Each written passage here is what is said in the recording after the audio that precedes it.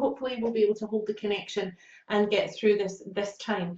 So I'm talking pricing because Jeff started a conversation, and when I got up this morning I saw it and I was like, oh, this is a juicy conversation about pricing. So I find that pricing is a topic that comes up over and over again with my clients and with coaches that I speak to. So first of all, cards on the table, I am a coach through and through. I am not a marketer. Everything that I have learned about marketing, I've done the hard way, and quite often I've broken the rules while I've been doing it, and that's when I've had my biggest successes, to be fair. So pricing is, it's one of those traps that we can fall into when we start out. So when we start out as coaches and wanting to help people, then we tend to see it as climbing the career ladder. So we start at the bottom and we're going to climb the career ladder. Now, a couple of years ago, I did some research for an article that I was writing for Inspired Coach magazine, and they the question that I was answering was, what is the difference between those struggling coaches who are selling session by session by session and struggling to get clients on board, and what's the difference between them and those people who were charging $100,000 for a year-long mastermind? What is the difference between them? And so I did some research and I spoke to a lot of people, and I discovered that actually the quality of coaching skills between those two different people was, the difference was marginal. In fact, in some cases I would argue that the quality of coaching was better by those coaches who were maybe new to the craft and new to the business. So what was the thing that was making the difference? And really it was confidence, and it was knowing your client really, really well. So I'm going to make a sweeping generalization here, and that is that those clients who pay less for your services don't get as good results as those who pay more. Now, there will always be the exceptions to the rule, but the way I see pricing is that it's a positioning tool. Pricing is your line in the sand that says, these are the people that I want to work with. So what do I mean by that? Well, I invest about 10% of what I make in personal development. So that's, I reinvest that back into my coach and any training courses that I'm going to do this year. So could I pay less for a coach? Yes. Would they be able to coach me? Of course they would. But the thing is, I need to have a level of discomfort that is going to allow me to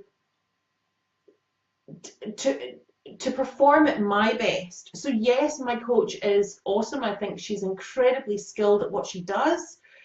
But the pricing component has got a lot to do with my motivation and a lot to do with the results that I am getting, because I want to make sure that I am using my investment wisely. So there was a conversation in here a couple of weeks ago about $100,000 programs and packages, and there were some comments that said, why is there any need to charge that much? Well, if you extrapolate my example down, if you have someone who's making $1 million, $2 million, $3 million, then it's not so difficult for them to need to invest at that $100,000 level in order for them to get the results that they desire. So pricing is not just about a value proposition. Pricing is also about understanding where your ideal client is and what they need in order for them to be motivated. So, and where I get very passionate is when we trip over this. when we're starting out, because we think we need to climb the ladder. We think that, you know, we're starting out, we don't have the experience, let's start at the bottom, we'll charge a really low fee, and then as our confidence grows, we'll start to increase our fees. The thing is that every time you change your price, you're talking to somebody different. So you get to know this one audience, and then you go, okay, so I'm feeling confident, I'm going to change my price. Well, now you're talking to a different group of people, so you need to get to know them really well. But it can be easier than struggling to get traction in a low-level market. I just had a message from one of my mentoring clients yesterday who said that she had just sold a package for 3.5 times what she had ever sold this package for before we started working together, and we've been working together for less than a month. But so she had just she just increased her fees by 3.5 times, and she felt good about the person that she had enrolled. It was easy to enroll this person because they were already coming invested. So sometimes it's easier to charge more. In fact, I would say often it's easier to charge more. So if you've got questions about pricing, if you're on live, then please pop your questions in the comments. But if you're watching this as a replay, then also please put your questions in the comments, because I think this is an important conversation and I think we need to have it often. Okay, so I have a model that I use, a kind of visual tool that I use when I'm talking about pricing for positioning. And that is, I imagine a multi-story building. So this is like taking niche marketing and refining it even further. Imagine that you have a multi-story building and it's filled with your ideal clients, okay, or filled with people in your niche.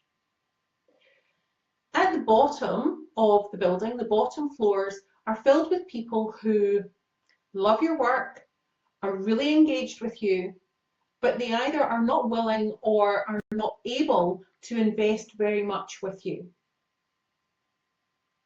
Then in the middle floors of the building, filled with your ideal clients, they love you, they love your work, they really want you to solve their problem, and they're able or willing to pay a little bit more to get your help to solve the problem. And then on the top floors of the multi-story building, filled with your ideal clients who will pay anything to get you to solve their problem for them fast. Now, this is a useful visualization when you start thinking about, okay, what is my reach? How big is my audience? If you've been blogging for years about your topic and you've got a massive following, then by all means, put an offer out at a low rate and see where you get to. But if you're starting out and you're building your audience, then it makes far more sense for you to start by attracting those people at the top of the building. They're desperate to work with you, they're going to get great results, and they're going to pay a premium for it, which keeps you in business while you build out your audience. It's what I call the referral rich reputation. Okay, so have a think about where you are in your coaching practice. If you're just starting out, it actually makes more sense for you to be appealing to those premium clients to begin with. They're going to get great results. They're going to refer to you.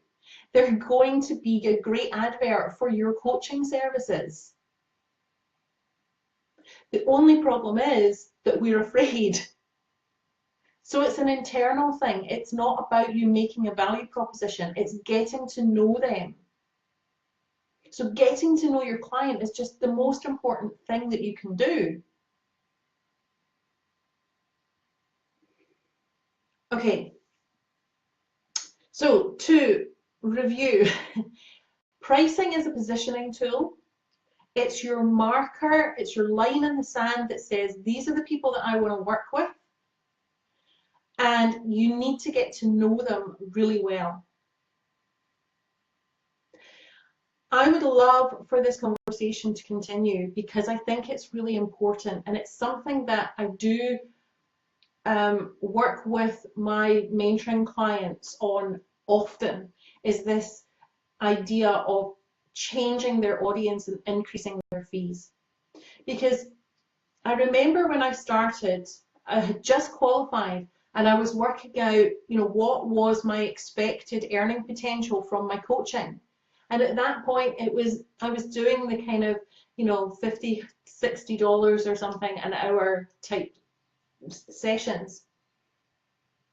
And at that time, I was thinking, okay, so I can have 40 sessions a week. If I'm working 40 sessions a week, then that's fine and it's going to work out, and I'm going to be really comfortable in that. But that's just not realistic. Now, today, I have 2 client-facing days. Just two client-facing days a week. And the rest of the time, I'm doing other things. I might be looking after myself and taking some time off, or I might be doing some marketing activities, or catching up with my VA, or having networking meetings, or spending time doing those things. So I only need 10 half-hour sessions every 2 weeks to make the same amount of money that I was looking at working 40 sessions a week when I started out. We spend our time in our sessions reframing things for our clients. Pricing is something that we need to reframe for ourselves, because what breaks my heart is watching coaches burn out and be bankrupt before they've really got any traction in their coaching business. Now, that doesn't mean that you can't help the people at the bottom of the building. Just look after yourself first, and then you'll be able to leverage and give back. So Lisa Sasevich is one of my favorite mentors, and she talks about leveraging your sales before you leverage your delivery. So once you've got to a point when you have too many leads, too many premium clients knocking on your door, that's the time to start leveraging down. So I'm going to stop this live now, because it's a little bit lonely being here by myself. Thank you to those people who did turn up for a little while.